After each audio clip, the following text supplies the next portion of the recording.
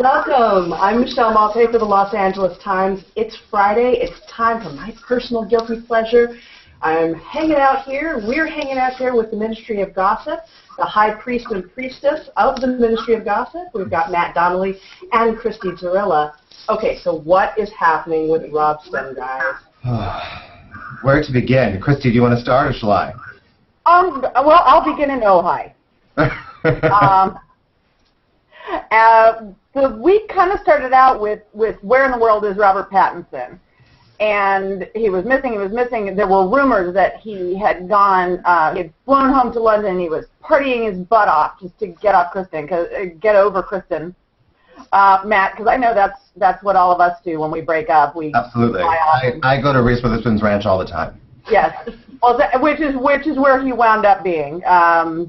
He was staying at Reese Witherspoon, his Water for Elephants co-star. She's got this ranch that's off the grid, like there's not even internet there type of thing.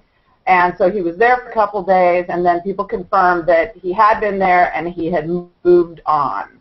So at this point, he's in the wind again. Good for him.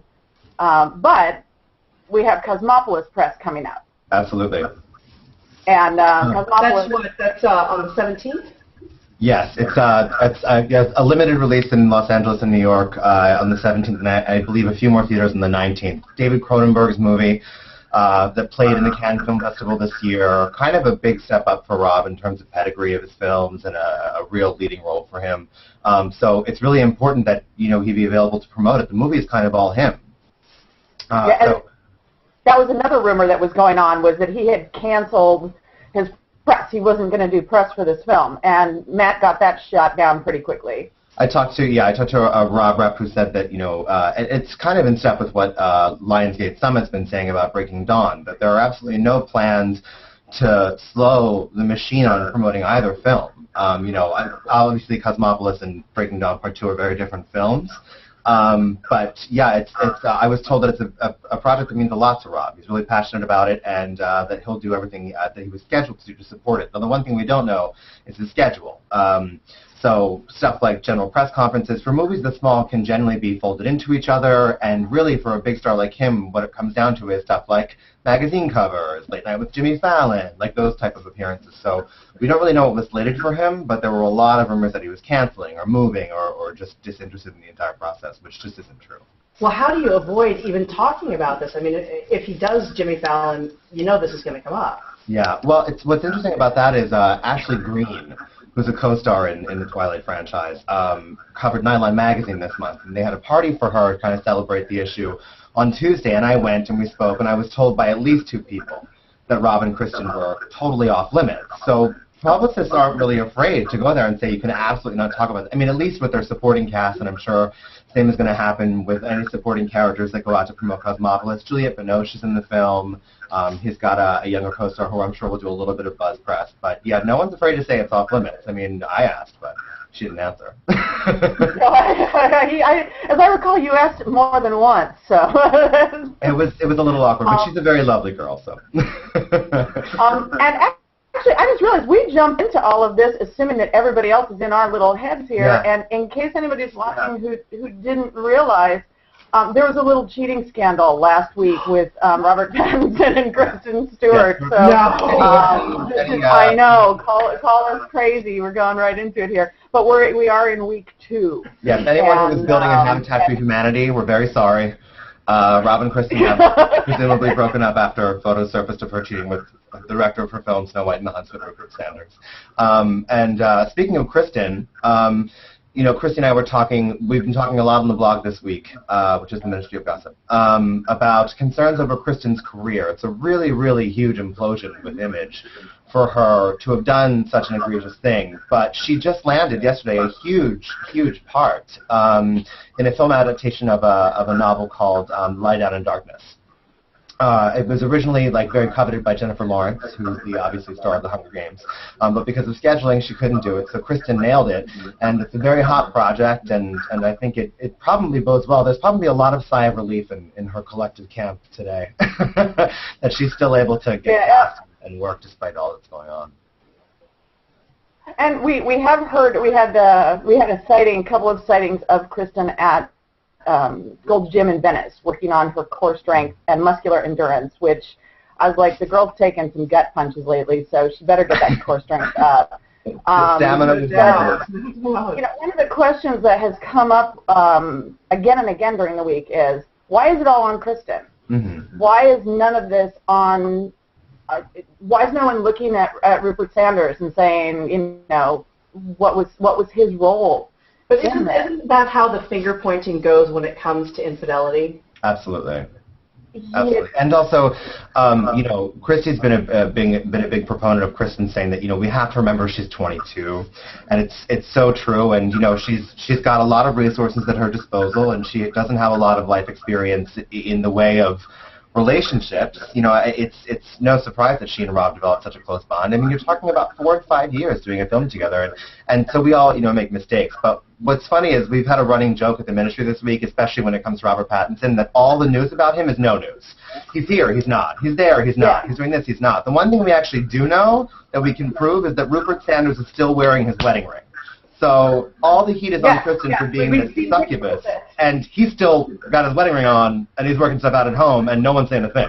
Well, just because you have your ring on doesn't mean things are working out at home. That's true. It just means you're sporting some jewelry. Yeah. And actually, I have a story, I haven't checked it out yet, but I'll go with it anyway. We have, the story was out there that his wife, Liberty Ross, was saying, no way you're working with that woman again. Right. So if you want to stay married to me, no way you're working with her, which brings into question, of course, the future of Snow White and the Huntsman. Yes, and I think the genesis of that story is, once again, in step with the Cosmopolis team and Lionsgate Summit for Breaking Dawn, Universal, the studio behind Snow White and the Huntsman, said most of the same thing, that we're still moving ahead with sequel plans. Rupert Sanders is still most certainly up for the job of directing the sequel, and obviously there's options on all 3 of the stars, Chris Hemsworth, and Charlize Theron.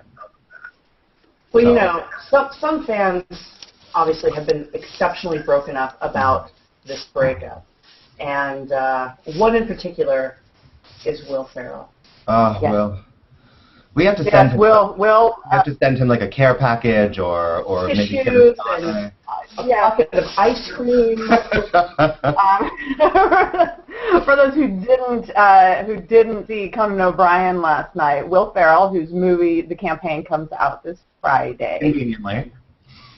Yeah, conveniently. He was chatting with Conan last night and got a little bit broken up about Robin. Devastated, not a little bit broken up. He was devastated, personally broken. That's where Will Ferrell spends most of his on-camera time. Basically devastated, emotionally torn up.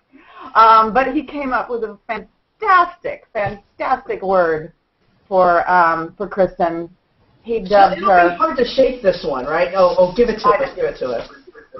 You're a trampire, Kristen Stewart. A trampire. Unbelievable.